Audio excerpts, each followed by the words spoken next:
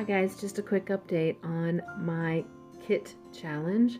I am making a quilt that has these stars in the center. The pattern calls for a measurement and then to draw a line up the diagonal of your star point unit.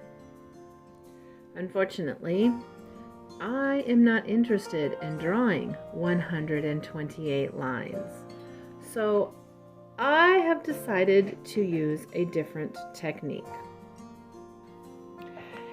Instead, I will be taking my star color square and folding it in half to find the midpoint.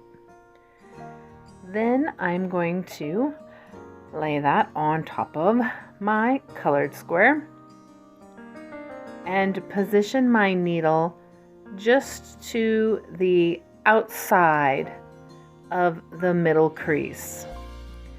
I will position the point of this square on my red line of the 1/4 inch tape that I have on my machine, and I will just sew straight up to that corner.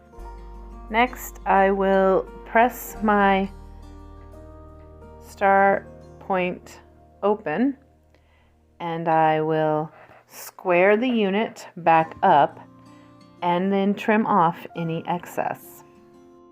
For the other side of the star point, I'm going to again take the black square, fold it in half to find the midpoint, and then place it on top of my unit. And I am going to sew in the opposite direction from the bottom up to the top corner. Once again, I press that open and I square up the unit and trim off any of the excess from the corner. Each of my stars requires 4 of these units. That would be 128 squares that I would have to draw the lines on. Instead, I can just put a pile of my colored squares and a pile of my black squares right next to my machine and chain stitch all in one direction, trim, and then chain stitch in the opposite direction to form all of my star point units.